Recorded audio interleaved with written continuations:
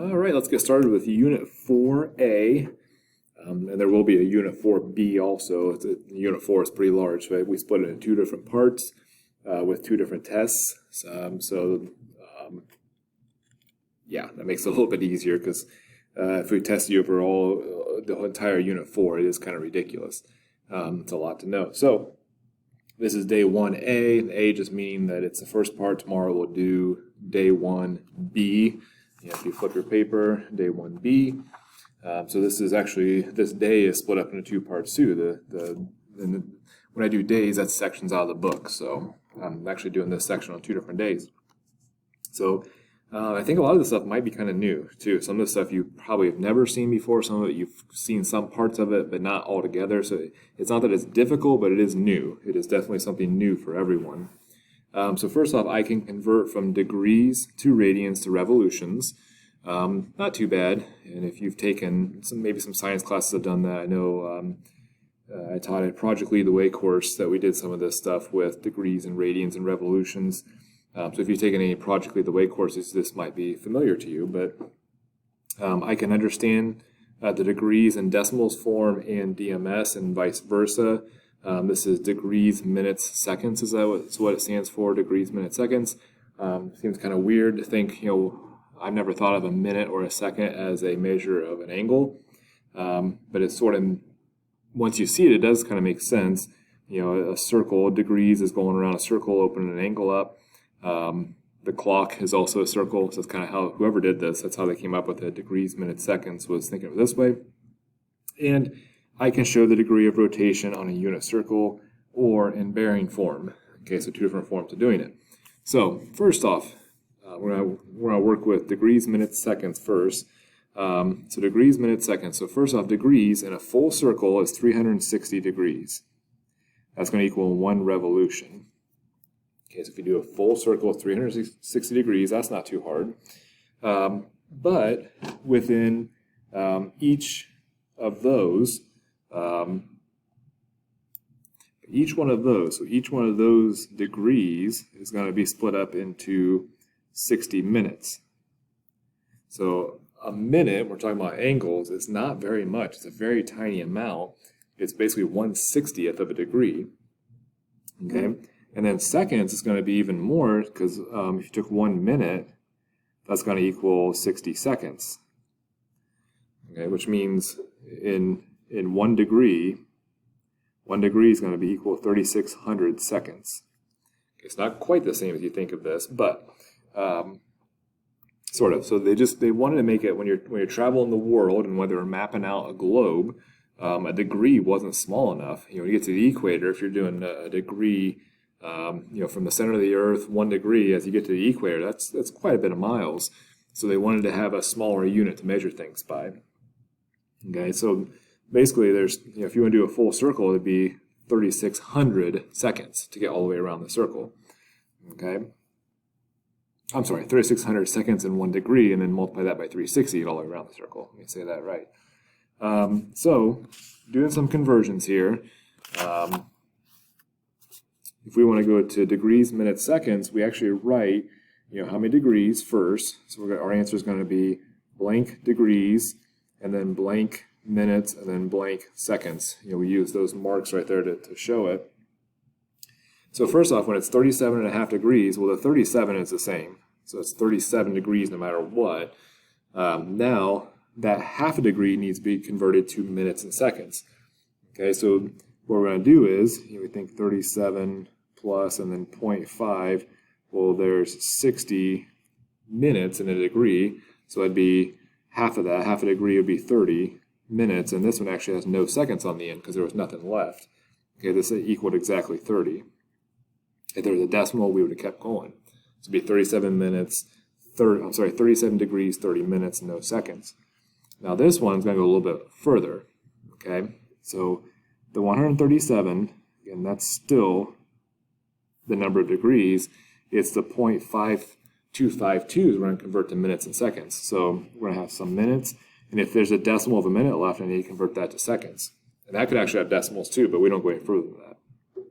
So first off, take 0.252 times 60 to see how many minutes is that. So it's 15.12 minutes. Well, I'm going to put the 15 in here because there's 15 whole minutes. Now there's 0.12 minutes left over. Let's figure out how many seconds that is. So 0.12 times 60 is actually 7.2. Now, it's okay to have a decimal seconds left, but you should not have decimal degrees or decimal minutes, because if there are, you can convert those further and further and further down. So that's as far as I can go with that. Now I'm going to go the other direction. So I've got 40 degrees and then 12 minutes and 44 seconds. So this, think of this as, this is 40, so your answer is going to be 40 point something. I'll put 40 point, and then this is going to be a decimal part of a degree. So 12 minutes, well, remember each minute is 1/60th of a degree, so this would be 12/60ths of a degree. But then the 44 is 44 3600ths. Okay, now you just put that in the calculator, because we're going to have decimals anyway in my answer. So 12 divided by 60 plus 44 divided by 3600, and you get 212, and I believe the 2 is repeating on the end. Okay, so it's just a matter of putting those in the calculator. Okay, so you have some practice with those, and if you want to stop now in the video, you actually will work on some. There's, on the Math Excel, there's going to be some of just like this, and if you just want to practice that before, because we're kind of shifting gears a little bit here, it's up to you. So the nice thing about the video is you can pause it whenever you want. Okay, so now we do have a problem with this though. A degree is not a linear measure. So a degree is just how wide something is, but it's not a linear measure. So degrees do not equal a linear measure. Okay, so if you open up an angle, if I say that this is, say, 30 degrees, well, I want to know what's that measure out there. So linearly, how far is it? How many inches is that? We can't say inches because degrees, it all depends on how long this is. If this is 1 foot, well, that's one thing, but what if it's actually 1 mile instead? Well, that length is going to be much bigger. So how the linear measure of how wide something is open depends on the radius itself. So they came up with a really lame name for the measure of a radius, and they called it a radian. Okay, so kind of silly, but if you remember the circumference of the outside is 2 pi r, 2 pi times the radius. Well, that just means all the way around the circle is going to be 2 pi radians. Okay, so 2 pi times the radius is all the way around the circle, so 1 pi radian. Okay, so 1 pi, let's say 1 pi radian, put an r in here, I forgot an r, equals 180. So if it's got pi radians, it's just 180 degrees, that's half a circle. So this right here would be pi times the radius, all the way around would be 2 times pi times the radius. Okay, so 360 degrees equals 2 times pi equals 1 revolution, or pi times r is going to equal 180 degrees, which is going to equal half of a revolution. Okay, so if this is just basically 1 unit, and we go all the way around, that's 360 degrees, that doesn't really say much. But if I tell you this is 1 radian, radian being we've measured this length, whatever it might be, if the radius is 12, then 12 inches, I can go from there. But then all the way around, instead of being 360, it's going to be 2 pi radian. It'll be 2 pi times radian. Okay. Now let's use that. Actually, let me go a little bit different here, because we're going to really go back and forth at the bottom here with all of those. In fact, let's just go down here. Let's fill in this chart. It says fill in the chart. This right here uses what we've learned so far. So let's fill in this chart here. Now, something to keep in mind, like we said, so pi radian equals 180 degrees, which equals half of a revolution. You kind of think of it that way. So I always just think of pi radians. A pi is 180. Just kind of think of it that way. It makes things a little bit easier. So if I want to convert to radians, well, what I'm given is 210 degrees. Put that over 1. Think unit multipliers. I don't know what you guys were taught in middle school. When I was in middle school, we did a ton of unit multipliers. I want to convert to radian. So I want my answer to have radians. And in order to do that, I got to figure out how many degrees. So how many degrees are in how many radians? Well, my unit multiplier for that is pi radians equals 180 degrees. Because that's like, so pi over 180. Do some reducing there, so knock out the zeros, divide by 3, so it'd be 7 over 6. So 7/6 pi radians. Okay, because the degrees would cancel out too. The units cancel out, do some reducing, multiply across, get 7 pi radians. Now if we want to go to revolutions, again, so 210 degrees, I need degrees on bottom so it wipes it out, but I want to go to revolutions, that way my answer is in revolutions. So you think, well, what's my unit multiplier here? Well, you could think of 1/2 equals 180, or you could just do 1 equals 360. Just so we don't have fractions within fractions. I don't know if that's a little bit easier, but do some reducing here. So knock that out, 21 and 36. They're both divisible by 3. So that would be 7 and 12. So we got 7 times 1 times revolutions divided by 12 on bottom, because the degrees canceled out too. So it would be 7/12 of revolution. So if it turns 310 degrees, 7/12 of revolution. Let's go down here. Actually, I lied. We need to talk about that negative. So before we do this, we gotta go back and do the negative. But the 5/8, this is 5/8 revolutions. So what I'm given is 5/8 revolutions. I want radians in my answer, which means I need revolutions on bottom and radians on top. Okay, so how many radians equal how many revolutions? Well, if we want to do 1 revolution, that's going to be 2 pi radian. You could do 1 pi radian equals half a revolution, but I think that's a little more difficult to do. So do some reducing here. So 1, 4. So it's going to equal, all the revolutions will cancel out. So 5 times pi over 4. So 5/4 pi radians. I want to convert this to degrees. So 5/8 revolutions. And I need revolutions on bottom, so it'll cancel. I want to convert to degrees. That way my answer is in degrees. So how many degrees equals how many revolutions? Well, the easiest one is 1 revolution is 360 degrees. Okay, revolutions cancel out. Do some reducing here. Let's see, 1, 45. So 45 times 5 is 225 degrees. Okay. So we'll put this on a hold. Let's go up here and talk about what is this negative stuff. So we'll talk about it in here. Degrees on the unit circle, we always start from directly to the right when we're talking about degrees in the unit circle. When we're talking about bearing degrees, we are due north, and we're actually going to open up this way. We're going to go clockwise, whereas this one we're going to open up counterclockwise.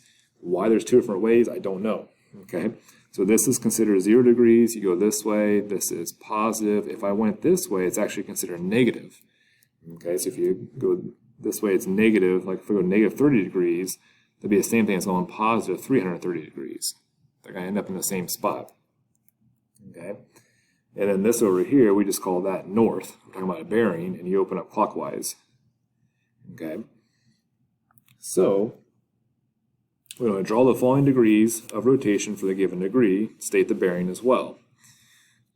So here, we're going to do degrees of rotation first, and then we're going to talk about the bearing second. So on this one, I'm supposed to open up 45 degrees, which would be about right there. So positive 45 degrees.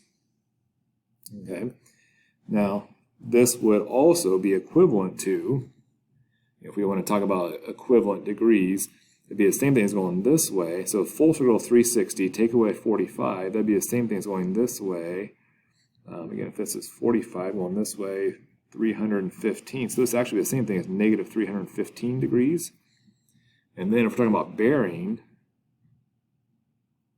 it's from due north. So think from due north, how far this way did I go? Well, that'd be 45. If I went up 45, that means I'm 45 away from being straight up and down. So bearing would be 45 degrees. Positive. Open it up. It's always opening up from north. Negative 240 would be going this way, coming around. So if I think 360 minus 240 would be how far shorter I am. So I'm actually 120 degrees short of a full circle.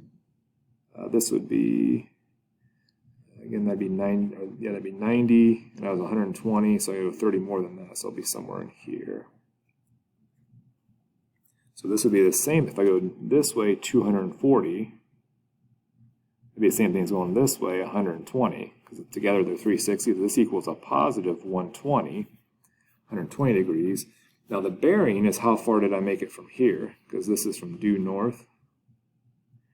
So if this was 120 and that was 90, that means that must be 30, but it's going the other way. So it'd be 30, this would be like a negative 30, but with bearings we don't have negatives. So if it's this way 30, it means it's that way 330. So the bearing would be 330 degrees. Negative 450, that means we want a full circle. If it's over 360, you want a full circle. So I'm on negative, means open up this way, that's 360. How much more do I got to go? It would be 90 more. So it's down here. So if it was this way, 90 degrees, which is also 450 degrees, because it did a full circle plus 90 more, it'd be the same thing as going this way, 270. So that equals the same thing as negative 90 or 270. And then the bearing, if I went from north, it opens up 180. So the bearing would be 180 degrees. Okay? So now we got the negative here. That just means we're rotating clockwise instead of counterclockwise from straight to the right. But if I want to get degrees, I'm in radians, so negative 2/3 pi radian times, I need a radian on bottom, and I want to get degrees, so I'll put a degree on top. Radian's going to cancel. My final answer is going to be in degrees. But what's the unit multiplier for degrees in radian? Well, we could say that pi radian is 180. You could do 2 pi's. Radian equals 360. You'll get the same answer in the end. And then do some reducing here. So 160. And when we multiply this, keep the negative. So I've got negative, the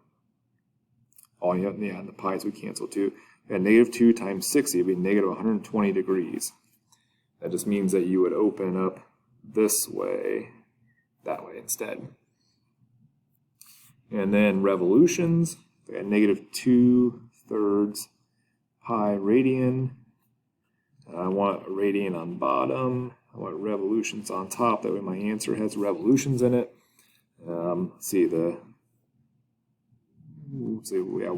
One revolution would be 2 pi radian.